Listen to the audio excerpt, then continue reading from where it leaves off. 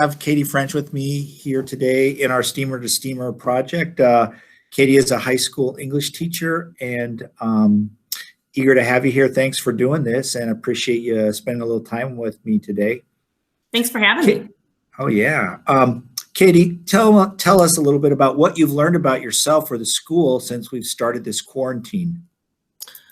So the first thing I learned really quickly was that I am by nature completely a night owl. And I didn't really know that too terribly much during the school year because, it's just not an option. But since this has all kind of taken place with being home with my kids during the day, I found that I have to do a lot of my work in the evening after they go to bed.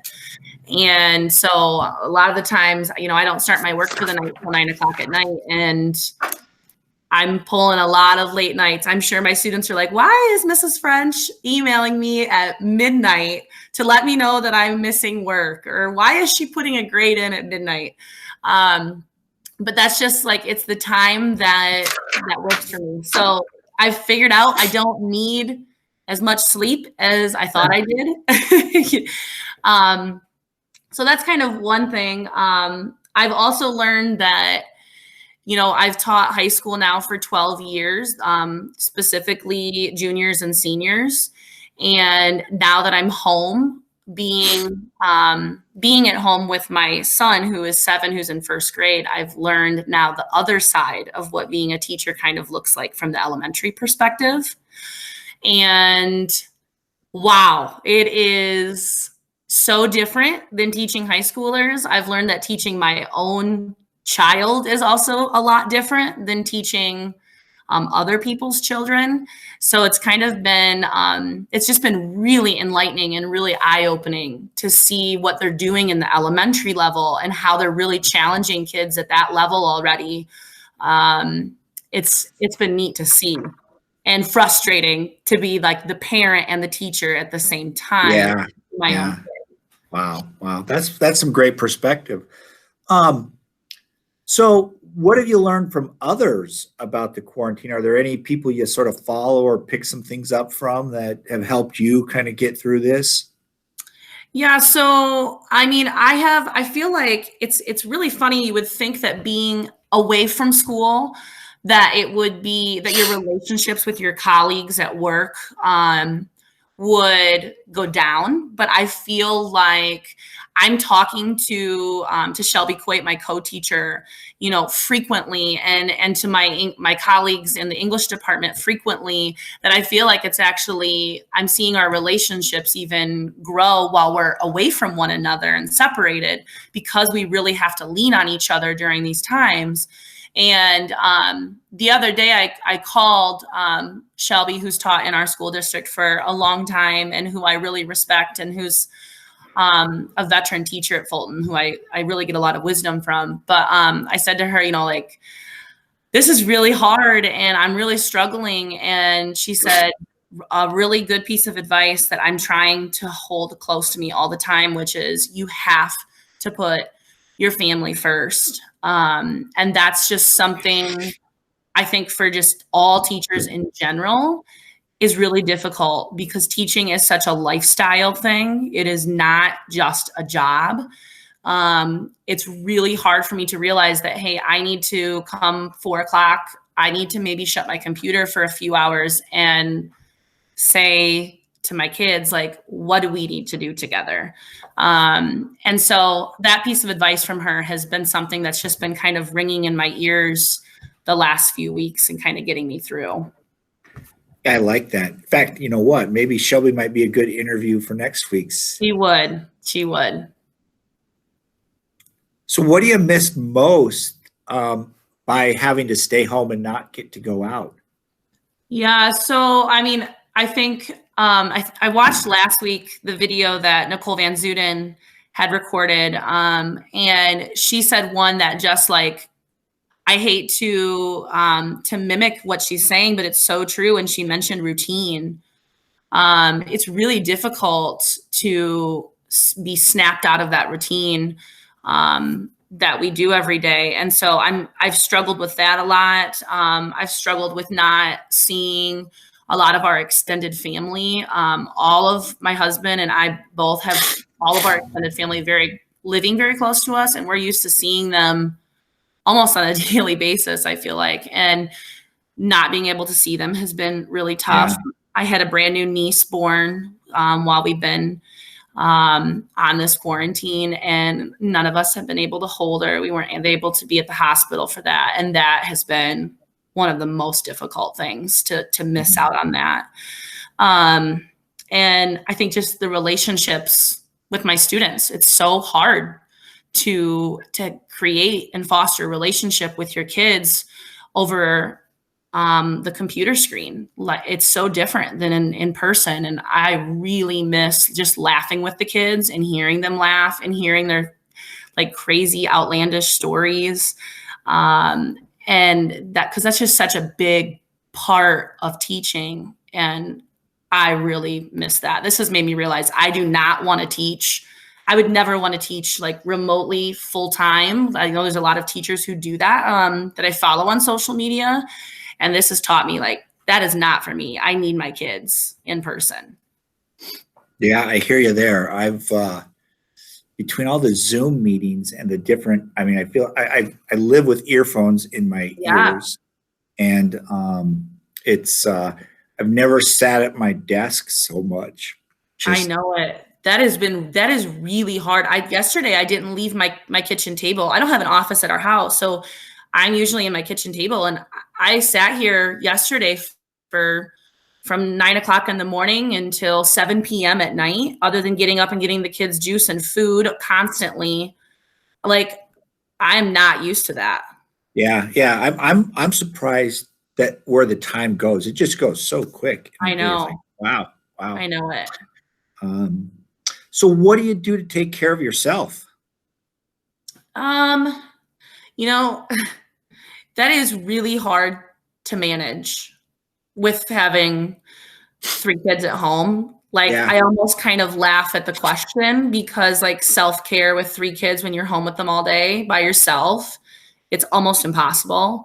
But I have found like the best thing that I can do for myself in the morning is to like force myself to get out of the house. Right when we wake up, we get dressed right away. We get out of the house, and I go for a drive with the kids every single morning. We've been going we drive up to the Lock and Dam, and we ride like 2 miles an hour down the road and just look at all the birds. And we talk about all the birds. And we look to see if there's any boats out on the river. We take a drive on the dike in Clinton and look to see if there's any boats out. And just getting like outside and in the sunshine is a kind of a breath of fresh air in the morning. And I feel like then when we come back home, and we're only gone for probably 30 minutes, but when we come back home, it's like I'm able to get going. Yeah. It gives me a focus for the day. And so having that time in the morning has been really crucial for me. And then I've been able to find some more time in the evenings after the kids go to bed. I've been able to talk a lot more than often to my best friend since I've been in preschool. He's been my best friend for 32 years.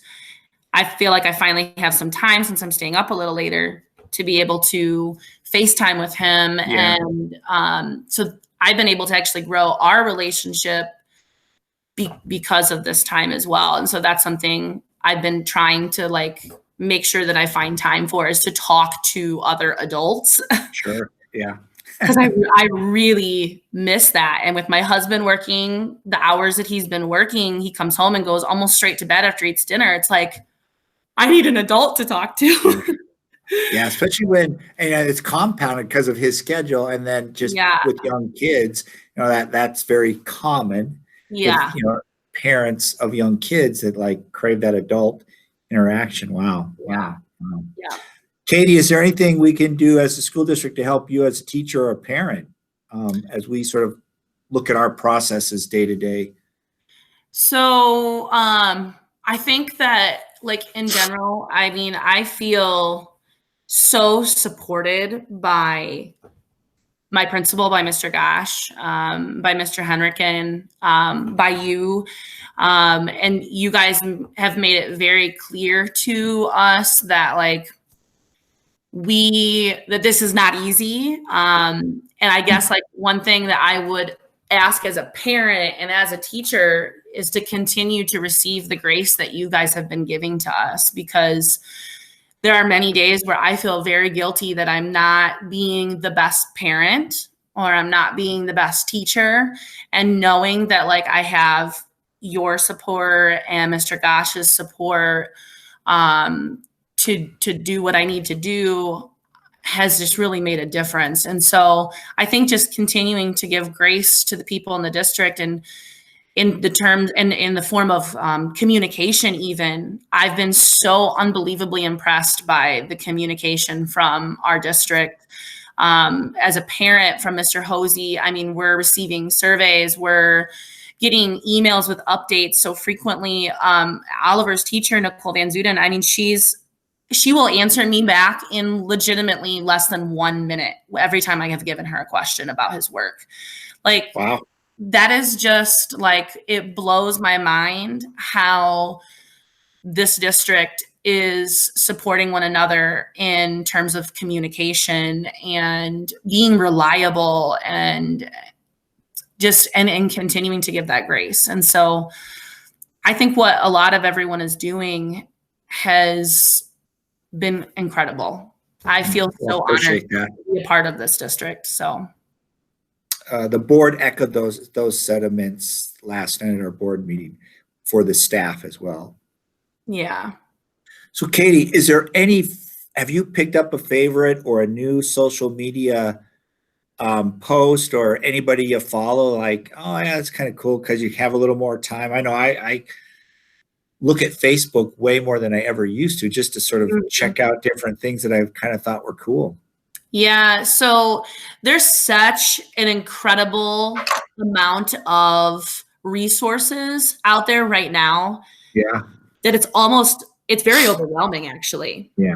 I feel like I'm constantly getting information with resources, but Instagram, surprisingly enough, has like such an enormous teacher following, and I've always followed a lot of different things on Instagram with teachers and have gotten a lot of ideas from there. But one of my favorite ones is the Daring English teacher account on Instagram.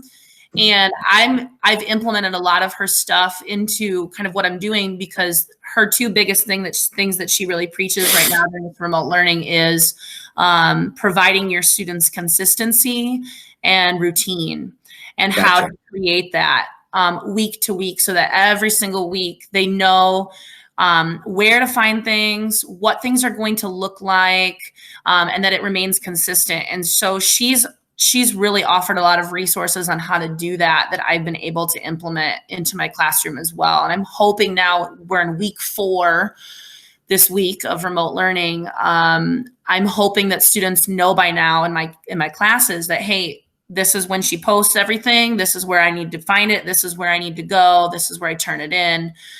I want it to feel consistent to them. Yeah. Yeah. Any advice for your fellow Steamers out there watching or listening? I would say, like, what I've been sending my students, I talk to my students a lot through the Remind app. That has been the biggest blessing of all of this, honestly, is it's an immediate contact point with my kids to let them know, hey, stuff's been posted, or hey, I'm missing this. Or I've been sending them, like, even for a long time, the first couple weeks, I'm sending them daily pictures of the weird things my dog does every day. And having that ability to be able to talk to them, I've been telling a lot of them, like, you are not alone in this. That's like the number one thing I've been trying to convey to my kids, because I think that a lot of them are at home by themselves. Yeah. Yeah. And they're not used to that. Or a lot of them are at home having to play parent to younger siblings or nieces or nephews or younger cousins while their parents work. And like, those are things our kids are not used to doing, and just letting them know that you don't have to do this. You don't have to muck through this alone to reach out to people when you need them and when you need that help, that there's no shame in that. So I've been trying to convey that to my students and continuing to like put that in my own head. And then I think the other thing would be just like to get up with your day, start your day, get up and get out and do something. Because if you sit around all day or lay in bed all day, or I know a lot of my students are telling me I'm sleeping all day long, that doesn't make anyone feel better. Yeah. Yeah. So like get up and get outside, get dressed, you know, make your bed, such simple things that I think can make people feel a lot better in life. To quote Mr. Hosey, win the day. Yeah, absolutely. I've been using his hashtag on a lot of my posts that I've been making, because like it's hard to win the day right now. You know, Yeah. every day I'm like, geesh, did we win the day today? But yeah, it's a great reminder. That's funny. Well, I appreciate the time you've given us today, and I appreciate all that you're doing for our English kids at the high school, and you know, keep leading our department, keep leading the school. Yeah, I feel really honored. I really do. I feel honored to be both teacher and parent. You know, that was something when I switched to teaching at Fulton 4 years ago. I knew I wanted to teach in a district where my own kids attended school. And I had no idea how much that would change the way that you do everything. Knowing that your investment in your school is so enormous. And I feel honored to be able to play both roles. Yeah, well, we're happy to have you. That's for sure. Thanks again for doing this, and look forward to learning more and seeing how things are going down the road. And